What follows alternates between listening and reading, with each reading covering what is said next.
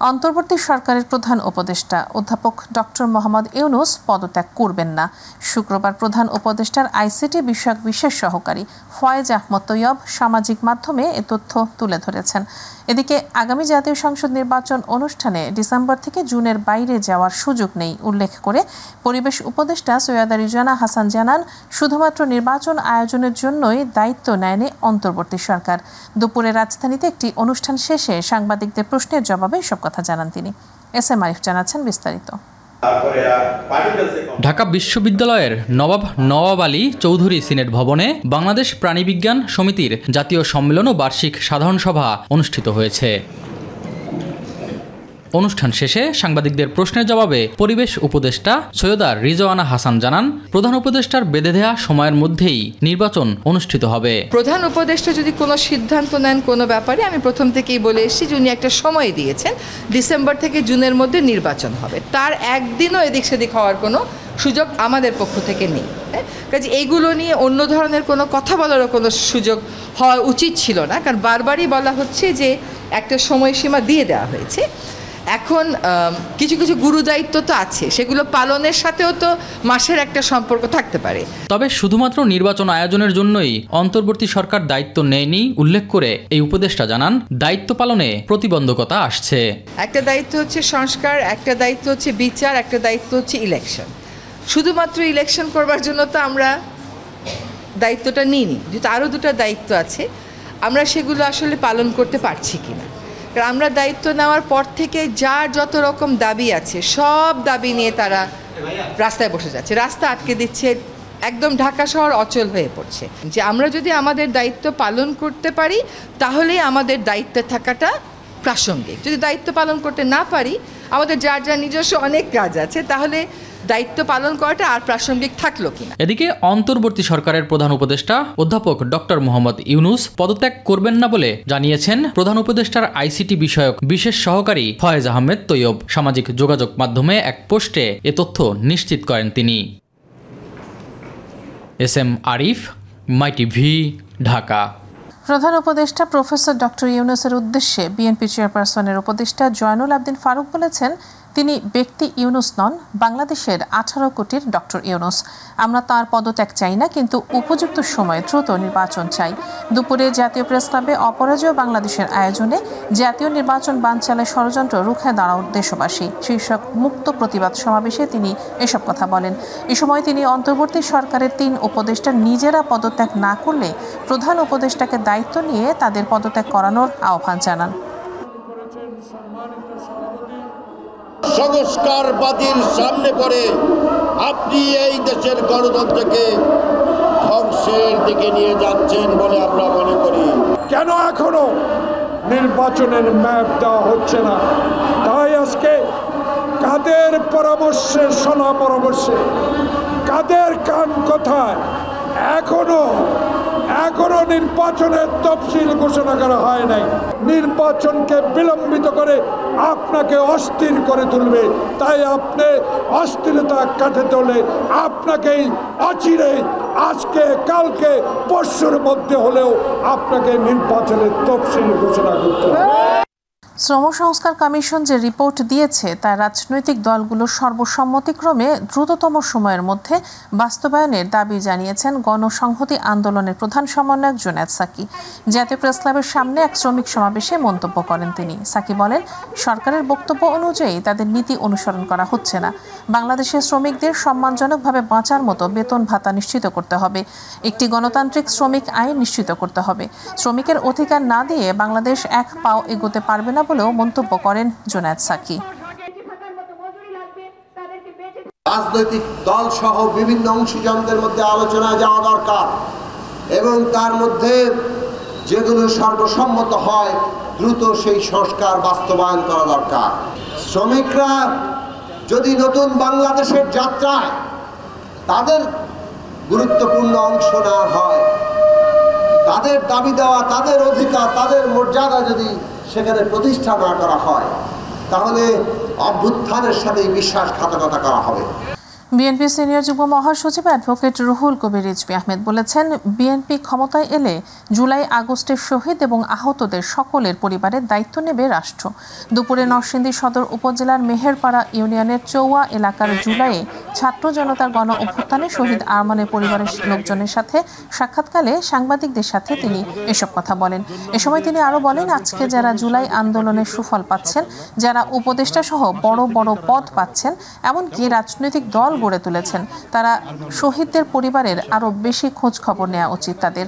যারা এত কাজের ফিরিস্তি তুলে ধরছেন, যাদের রক্তের ওপর এই অন্তর্বর্তী সরকার শহীদদের লিস্ট তাদের কাছে নেই কেন? যাদের রক্তের ওপর আজকের সরকার এবং সকলে রাজনীতি করার সুযোগ পেয়েছে, সেই জায়গা থেকে তো মুক্তি করেছে এই আরমান মোল্লা, তার সন্তানকারও এতিমখানায়।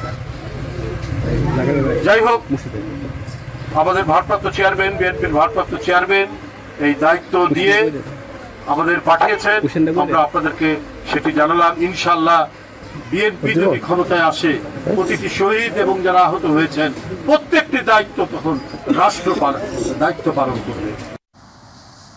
দেশের তরুণ প্রজন্ম এবং ক্ষুদে বিজ্ঞানীদের উৎসাহ দিয়েছেন জিয়াউর রহমান ফাউন্ডেশন ZRF এর vice president doctor Zubaida Rahman. বিকেলে ZRF কার্যালয়ে ভার্চুয়াল বিজ্ঞান মেলা 2024 এর পুরস্কার বিতরণী অনুষ্ঠানে প্রধান অতিথির বক্তব্যে বিএনপির ভারপ্রাপ্ত চেয়ারম্যান তারেক রহমানের সহধর্মিণী এ উৎসাহ দেন।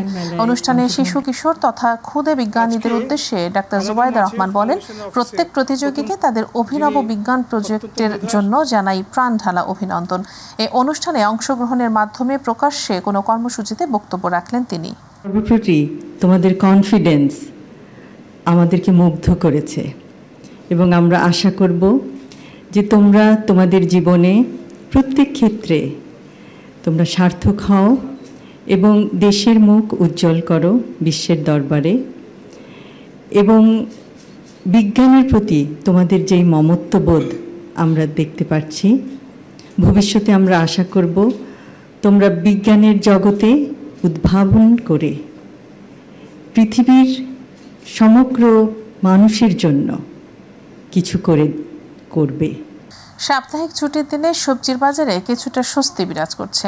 দু একটা সবজি ছাড়া অন্যগুলোর দাম প্রায় অপরিবর্তিতই রয়েছে। পটল, চিচিঙ্গা, বরবটি, বেগুন সহ অন্যান্য সবজি 50 থেকে 60 টাকা কেজিতে বিক্রি হচ্ছে। অন্যদিকে বাজারে নতুন চাল আসায় কেজিতে কমেছে 8 থেকে 10 টাকা পর্যন্ত। এছাড়া গরুর মাংসের দাম কেজিতে বেড়েছে প্রায় 50 টাকা। আজকের বাজার দর তুলে ধরছেন ইলিয়াস মাদবর। রাজধানীর বাজার ঘুরে দেখা যায়, গত সপ্তাহের তুলনায় প্রায় প্রতিটি সবজির দাম 10 থেকে 20 টাকা পর্যন্ত কমেছে। গত সপ্তাহের তুলনায় ঢেঁড়সের দাম কমে বিক্রি হচ্ছে 50 টাকা, 10 টাকা কমে পটল বিক্রি হচ্ছে 60 টাকা, করলা বিক্রি হচ্ছে 60 টাকা, চিচিঙ্গা 60 টাকা, লাউ 60 টাকা, বেগুন 60 টাকা দামে বিক্রি হচ্ছে। আগের থেকে বাড়ে নাই, একটু কমেছে আর কি। বেগুন ছিল আপনার 80 টাকা, আজকে 70 টাকা কিনেছে। লাউ ছিল আপনার 60-70 টাকা, এটা 50 টাকা 40 টাকা হয়েছে। পণ্যের দাম স্বাভাবিক থাকলেও কেজি প্রতি 10 টাকা কমেছে দেশি ডালের দাম, বিক্রি হচ্ছে 130 টাকায়। 20 টাকা কমে চিনি বিক্রি হচ্ছে 120 টাকা। সপ্তাহে এখনো বাড়ে বুড়ে নাই। আলু 20 টাকা কেজি, আদা দেশিটা 120 টাকা, ইন্ডিয়ান রসুন যেটা ওটা 200 টাকা, 210 টাকা বিক্রি করি। আর দেশি রসুন হইলে গিয়ে আপনার 130 থেকে 140 টাকা বিক্রি করি। অন্যদিকে বাজারে আসতে শুরু করেছে নতুন চাল, ফলে মিনিকেট চালের দাম কেজিতে 8 থেকে 10 টাকা কমেছে। 28 মনে করেন 2-3 টাকা কমছে, তো বেশিরভাগ কমছে মিনিকেট চালের দাম। মিনিকেটটা প্রায় 10 টাকা, কোনো 8 টাকা, কোনো 12 টাকা, এইভাবে দাম কমছে। এদিকে কোরবানিকে সামনে রেখে গরুর মাংসের দাম কেজিতে বেড়েছে 50 টাকা, খাসির মাংস বিক্রি হচ্ছে 1200 টাকা, ব্রয়লার মুরগি বিক্রি হচ্ছে 170 টাকা। গত সপ্তাহে ছিল 700 টাকা, এখন দাম 750, 50 টাকা কেজিতে বাড়ছে। ব্রয়লার আজকে 2 সপ্তাহ ধরে একই দামই আছে, হয়তো 15 দিন আগে আসছিল 190 টাকা, এখন বর্তমানে 180-75। ইলিয়াস মাদবর, মাই টিভি, ঢাকা। শিক্ষা প্রতিষ্ঠান দীর্ঘ ছুটির ফলে জ্ঞান অর্জনে পিছিয়ে পড়ছে শিশু কিশোররা। এমন দাবি করে অভিভাবকরা বলছেন, বিদ্যালয় বন্ধ থাকার কারণে তাদের সন্তান বাসায় শুয়ে বসে সময় কাটায়। ক্ষতি পুষিয়ে নিতে সন্তানদের কোচিং সেন্টার বা শিক্ষকের কাছে ব্যাচে পড়ান। এতে দিন দিন তাদের শিক্ষা ব্যয় বাড়ছে। শিক্ষা সংশ্লিষ্ট ব্যক্তিরা বলছেন, শিক্ষার্থীরা যে ক্ষতির সম্মুখীন হচ্ছেন তা অতিরিক্ত ক্লাস নেওয়ার মাধ্যমেই কেবল সমাধান করা সম্ভব। ইলিয়াস মাদবরের ধারাবাহিক প্রতিবেদনের আজ দেখুন দ্বিতীয় পর্ব। মাঠে তথ্য বলছে চলতি বছরে শিক্ষা মন্ত্রণালয় প্রকাশিত ছুটির তালিকায় সব মিলিয়ে সরকারি ও বেসরকারি স্কুলে 158 দিন ছুটি থাকছে। সেই হিসেবে 12 মাসের মধ্যে 5 মাসই ছুটি। এছাড়া এসএসসি ও এইচএসসি পরীক্ষার কেন্দ্রগুলোতে আরও বেশি সময় ব্যাহত হয় শিক্ষাদান। দীর্ঘ বন্ধে পড়াশোনায় অপূরণীয় ক্ষতি হয় শিক্ষার্থীদের। ক্লাসের গ্যাপ আসলে বাসায় করা তোলা সম্ভব না। ছুটির প্রভাব অবশ্যই বাচ্চাদের পড়ে, কারণ বাচ্চারা তো বাসায় পড়ালেখা করতে চায় না। স্কুলে আসলে একটা রেগুলার একটা রুটিনের মধ্যে থাকে, সব কিছু একটা রুটিন থাকে। অবশ্যই প্রভাব পড়ে। বাসায় তো পড়েই না, স্কুল থাকলে তো রেগুলার পড়া হয়। বাসায় তেমন একটা পড়ালেখা করতে চায় না। পরীক্ষার সময় ক্লাস নেওয়ার কোনো সুযোগ নেই বলে জানান শিক্ষা প্রতিষ্ঠানের প্রধানরা। প্রজাতন্ত্রের আদেশ পালন করাই সরকারি কাজ, স্কুলের একটা কাজ। ওনারা প্রজাতন্ত্রের আদেশ কি পেয়েছে যে তোমরা বাড়তি ক্লাস নিবা, এটার জন্য তারা কি ওইরকম করে? টিচাররা মনে করেন পরীক্ষার হলে ডিউটি করে এসে আবার ডিউটি করবে, আর 2 শিফট কিভাবে শিক্ষার্থীদের কিভাবে অ্যাকোমোডেশন হবে, এখানে আমাদের জন্য একটু কষ্টকর হবে যদি আমরা আবার পরীক্ষা চালাইও ক্লাস নেওয়ার কথা ভাবি, সেটা সম্ভব হয় না। তবে পরীক্ষার মধ্যেই নিজস্ব ব্যবস্থাপনায় রাজধানীতে বেসরকারি একাধিক প্রতিষ্ঠানে পাঠদান অব্যাহত রয়েছে। এসএসসি পরীক্ষা যখন শুরু হয়েছে তখন থেকেই আমরা ক্লাস, আমাদের মাননীয় অধ্যক্ষ মহোদয়ের নির্দেশক্রমে আমরা ক্লাস চালু করেছি এবং আমরা এর বিনিময়ে 1 পয়সা কোনো ফি নেওয়া হয় না। যদিও এ বিষয়ে সরকারি প্রতিষ্ঠানের শিক্ষকদের রয়েছে ভিন্ন বক্তব্য। সার্বিক বিষয়ে একাধিকবার কল ও মেসেজ দিলেও মাধ্যমিক ও উচ্চশিক্ষা অধিদপ্তরের মহাপরিচালক আজাদ খান কোনো বক্তব্য দিতে রাজি হননি। দীর্ঘ ছুটির ফলে শিক্ষার্থীদের পড়াশোনায় যে সংকট তৈরি হয় তা কোনোভাবেই বাসায় কাটিয়ে ওঠা সম্ভব নয়। তবে শিক্ষা প্রতিষ্ঠানে অতিরিক্ত ক্লাস নেওয়ার মাধ্যমেই রয়েছে এর সমাধান, এমনটি মনে করছেন শিক্ষা সংশ্লিষ্ট ব্যক্তিরা। ইলিয়াস মাতবর, মাই টিভি, ঢাকা। ভারত এবং পরাজিত শক্তি বাংলাদেশে সুষ্ঠু নির্বাচন চায় না বলে মন্তব্য করেছেন জামায়াতে ইসলামের নায়েবে আমির ডাক্তার আব্দুল্লাহ তাহির। রাজধানী ডিপ্লোমা ইঞ্জিনিয়ার্স ইনস্টিটিউশনে পটুয়াখালী জেলা ফোরাম আয়োজিত প্রীতি সমাবেশে প্রধান অতিথির বক্তব্যে তিনি একথা বলেন। এছাড়া বাংলাদেশের স্বাধীনতা নিয়ে জামায়াতে ইসলামী কোনো আপোষ করবে না বলেও মন্তব্য করেন তিনি। অনুষ্ঠানে আরও উপস্থিত ছিলেন বাংলাদেশ জামায়াতে ইসলামী সহকারী সেক্রেটারি অ্যাডভোকেট মোয়াজ্জেম হোসাইন হেলাল এবং জামায়াত ইসলামীর ঢাকা দক্ষিণের সেক্রেটারি ডক্টর শফিকুল ইসলাম মাসুদ। রাজনৈতিক দলগুলো যথাযথভাবে যদি এই বর্তমান সরকার নির্বাচন কমিশনকে সহযোগিতা করতে ব্যর্থ হয়, তাহলে ব্যর্থতার দায় শুধু প্রশাসন এবং নির্বাচন কমিশন নয়, রাজনৈতিক দল হিসাবে আমাদেরকে ব্যর্থতার দায় গ্রহণ করতে হবে। ভারত, পরাজিত শক্তি আওয়ামী লীগ এবং দেশ বিদেশে তাদের দোসর যারা আছে, তারা কখনোই এটা চাইতে পারে না যে বাংলাদেশ সুষ্ঠুভাবে পরিচালিত হোক, উন্নতির দিকে চলে যাক, একটি কল্যাণময় রাষ্ট্র হোক, একটি সুষ্ঠু নির্বাচন হোক। সুতরাং এটি খুব স্বাভাবিক। এই ষড়যন্ত্রকে মোকাবেলা করার দায়িত্ব আপনার এবং আমাদের। আসন্ন পবিত্র ঈদুল আজহা উপলক্ষে ঘরমুখ মানুষের সুবিধার্থে বাংলাদেশ রেলওয়ে অগ্রিম টিকিট বিক্রির কার্যক্রম চালিয়ে যাচ্ছে। আগামী 7 জুন পবিত্র ঈদুল আজহা ধরে পরিকল্পনা অনুযায়ী শুক্রবার শুরু হয়েছে 2 জুনের ট্রেনের অগ্রিম টিকিট বিক্রি। বাংলাদেশ রেলওয়ের পক্ষ থেকে জানানো হয়েছে আজ সকাল 8টা থেকে পশ্চিমাঞ্চলের ট্রেনের এবং দুপুর 2টা থেকে পূর্বাঞ্চলের ট্রেনের টিকিট অনলাইনের মাধ্যমে বিক্রি শুরু হয়েছে। এবারের ঈদ যাত্রায় 100% টিকিট অনলাইনে দেয়া হচ্ছে, যাতে যাত্রীরা ঘরে বসেই টিকিট সংগ্রহ করতে পারেন। রেলওয়ের তথ্যানুযায়ী শুধু ঢাকা থেকে বিভিন্ন গন্তব্যের আন্তঃনগর ট্রেনগুলোতে মোট আসন রয়েছে 33,315টি। ঈদ উপলক্ষে নেওয়া বিশেষ কর্মপরিকল্পনায় বলা হয়েছে 31 মে থেকে 6 জুন পর্যন্ত প্রতিদিনের টিকিট ধাপে ধাপে বিক্রি করা হবে। অসহায় ভূমিহীন ও গৃহহীনদের জন্য নির্মাণ করা আশ্রয়ণ প্রকল্পের ঘর বিক্রির হিড়িক পড়েছে বরিশালের বানারীপাড়ায়। মুক্তিযোদ্ধাদের বরাদ্দের ঘরে থাকছেন তাদের স্বজনরা, অথচ প্রকৃত গৃহহীনরা ঘর না পেয়ে কাটাচ্ছেন মানবেতর জীবন। পারভেজ রাসেলের রিপোর্ট। বিগত সরকার অসহায় দরিদ্র গৃহহীনদের পুনর্বাসনের লক্ষ্যে বানারীপাড়া উপজেলায় কয়েক ধাপে নির্মাণ করেন আশ্রয়ণ প্রকল্প। অনেক পরিবারই বরাদ্দের ঘরে না থেকে মোটা অঙ্কের টাকায় বিক্রি করে চলে যাচ্ছে অন্যত্র। কেউ কেউ আবার ঘর ও জমির দলিল নিয়ে তালা লাগিয়ে কর্মস্থলের দোহাই দিয়ে আসে না মাসের পর মাস। আমি কিস্তি উঠে সামান্য কিছু টাকা দিয়ে আমি ঘরটা রাখছি। এরা ঘরে আসে না, তালা মারা থাকে। অপরদিকে মুক্তিযোদ্ধাদের নামের ঘরে নেই আসল মুক্তিযোদ্ধা।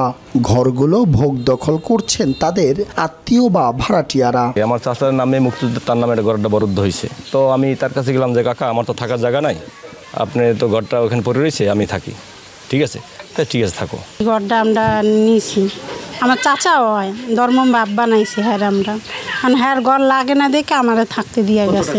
স্থানীয় প্রশাসনের দুর্বল তদারকিকে দায়ী করছেন প্রকৃত ভূমিহীনরা। তাদের দাবি বিকৃত ঘর ফেরত এনে প্রকৃত গৃহহীনদের বুঝিয়ে দেয়ার। অনেক মানুষ আছে রাস্তাঘাটে থাকে এখনো, কিন্তু তারা একটা ঘর পায় না। যারা টাকা নিয়েছে মূলত এই ঘরদুয়ার বেচিয়া, এই টাকাটা ফেরত দেওয়া হোক। ঘর ভাড়ার ঘটনা তদন্ত করে ব্যবস্থা নেওয়া হবে বলে জানিয়েছে স্থানীয় প্রশাসন। আমার তহসিলদার সার্ভে সরজমিনে যাবে, ঘরে ঘরে যাবে, তাদের দলিল চেক করবে, যদি কোনো অনিয়ম পায় সেক্ষেত্রে আমরা ব্যবস্থা নেব, দ্রুতই ব্যবস্থা নেব। দ্রুত তদন্ত করে প্রকৃত গৃহহীনদের ঘরে তুলে দেওয়ার আশ্বাস দিয়েছেন জেলা প্রশাসক। যাদের ঘরবাড়ি কিছুই নেই তাদেরকে আমরা খুঁজে তাদের নামে আমরা বরাদ্দ দেব, এবং যারা যোগ্য ছিল না, যারা যদি পেয়ে থাকে এই তদন্ত করে তাদেরটা বাতিল করা হবে, এবং যারা যোগ্য তাদেরকে আমরা ঘরটা বরাদ্দের ব্যবস্থা গ্রহণ করব। বিগত সরকারের করা আশ্রয়ণ প্রকল্পের এসব ঘরগুলো বরাদ্দ ছিল মুক্তিযোদ্ধাদের। টাকার বিনিময়ে সেগুলো হয়েছে বিক্রি, আর এতে বঞ্চিত হয়েছে প্রকৃত গৃহহীনরা। তাই আগামীতে সরকারের বরাদ্দগুলো যেন হয় সুষ্ঠু, সুন্দর এবং জবাবদিহিতামূলক, এমনটাই প্রত্যাশা এ অঞ্চলবাসীর। পারভেজ রাসেল, মাই টিভি, বরিশাল।